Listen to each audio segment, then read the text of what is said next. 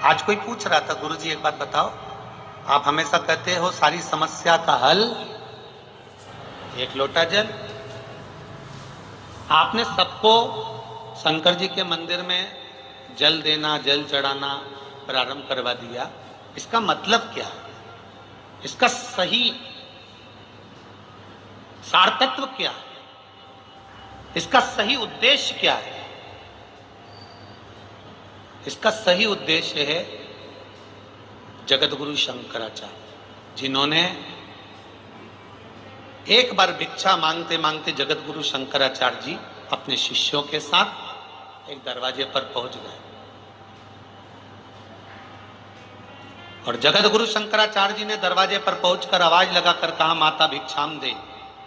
छोटी सी लड़की अपने घर में प्रवेश कर जाती है और अपनी मां से कहती है, दरवाजे पर बाबा आया है, भिक्षा मांग रहा है। मां, कुछ होए तो दे दो ना। मां ने कह दिया, कह दो हमारे घर में कोई नहीं है। लड़की ने जाकर दौड़कर कह दिया, बाबा हमारे घर में कोई नहीं है।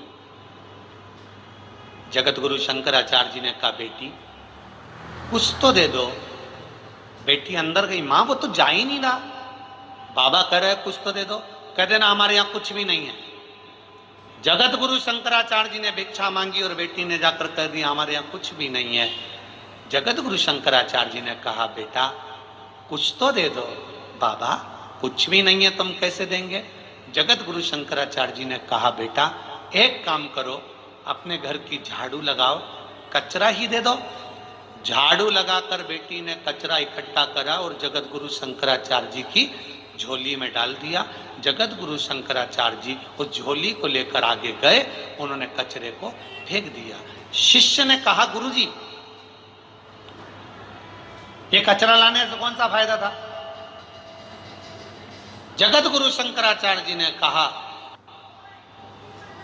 वो बेटी से अगर मैं कचरा नहीं लेता, उसकी मां ने मना करना सिखाया था, नहीं है कह दो है ही नहीं। इसकी माता पिता अपनी बेटी को ये शब्द सिखा देते हैं, चाय की पत्ती है ही नहीं, शक्कर है ही नहीं, पीले कलर की साड़ी है ही नहीं, मेरे पास तो ये है ही नहीं, मेरे पास तो ये है ही नहीं। उसके मुंह से हमेशा ना ना निकलता रहता है और एक दिन भगवान है ही नहीं कर देता है। जगत गुरु शंकराचार्य जी कह रहे हैं, मैंने उस बेटी से भिक्षा में कचरा मांगा। कचरा मांगने का उद्देश्य केवल इतना था कि उस बेटी की आदत हो जाए देने की। अगर इसने आदत देने की डाल ली तो पक्का है ये देना सीख गई तो परमात्मा भी देना प्रारंभ कर देता है, वो देने में पीछे नहीं हटता। जगत गुरु शंकराचार्य जी का वो शब्द हमारे जीवन में हमने उतारा। आपने भी अगर एक लोटा जल मेरे महादेव को देना सीख लिया तो मेरे महादेव ने भी तुम्हें कुछ ना कुछ देना सीख लिया, कमी नहीं रखता। एक पत्र आया, देखिए,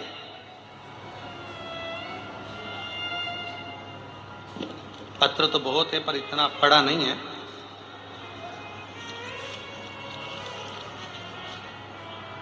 शंभु शरणे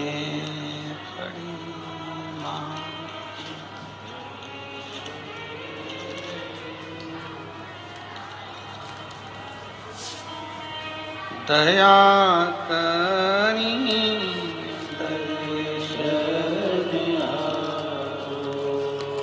पत्र देखिए।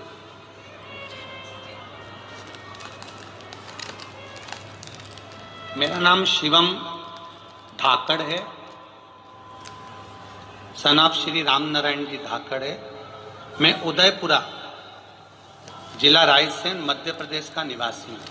कहीं बैठे हों तो हाथ हिलाइएगा, कहीं अगर बैठे हो तो। यहाँ पर मेरा नाम शिवम धाकड़ है, सन ऑफ श्री राम नारायण जी धाकड़ है। मैं उदयपुरा जिला रायसेन मध्य प्रदेश का निवासी हूँ। गुरुदेव, मैं एक स्टूडेंट हूँ। मैंने कई बार सरकारी भर्ती की परीक्षा दी थी, परंतु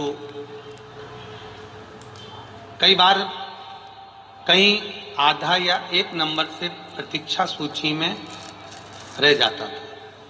मैंने अंतिम परीक्षा मध्य प्रदेश शिक्षक भर्ती की दी थी, जिसमें मैंने परीक्षा तो दे दी, पर मुझे लग रहा था कि उत्तीर्ण नहीं हो पाऊंगा। गुरुदेव, बहुत परीक्षा देने के बाद भी जब मैं आखिरी में थक गया, तब आखिरी में मैंने ये विचार करा कि अब ये परीक्षा में उत्तीर्ण नहीं होऊंगा। तब मेरे किसी परिचित ने कहा कि पशुपति व्रत का स्मरण करो। और मैं लड़का होकर, कॉलेज जाने वाला लड़का होकर पशुपति व्रत चालू करा। कई लोगों ने मुझे टोका भी कि कोई लड़के पशुपति व्रत करते हैं, पर मैंने कहा बाबा के भरोसे पर कर रहा हूं। और बाबा की कृपा से मैंने जब पशुपति व्रत करना प्रारंभ करा, गुरुदेव, बाबा की कृपा से शिक्षक भर्ती मध्य प्रदेश की परीक्षा में मैं फाइनल सिलेक्शन में पास हो गया और बाबा ने मेरे ऊपर कृपा की। ये शिव तत्व है। मैंने तेरे ही भरोसे भोले, तेरे ही भरोसे हवा बिच उड़ती जावांगी, बाबा डोर तो छड़ीला में कटी जावांगी। एक पत्र और बड़ा सुंदर है, देखिए। गुरुदेव, मेरा नाम सारिका माली है।